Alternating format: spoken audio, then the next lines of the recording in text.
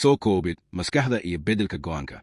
Hal dhibaatada Monty Hall haddii aad ka qayb gasho ciyaarta oo la siiyo 3 ikhtiyaar beddelka go'aankaaga mar walba wuxuu labanlaabayaa fursadda guusha. 2 metacognition ogaal nafsi waa awoodda maskaxda ee lagu ogaado kalsoonida go'aanka aan qaadanay. Beddelka go'aanka badanaa wuxuu ka dhashaa kalsooni hoose.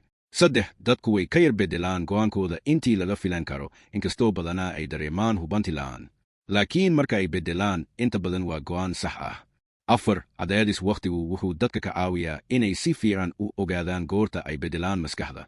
5 cilmi baaris maskaxeed ayaa muujisay in la saadaalin karo qofka go'aankiisa beddelaya ka hor intaanu xitaa beddelin. Tani waxay mustaqbalka caawin kartaa xirfado muhiim ah sida caafimaadka iyo difaaca.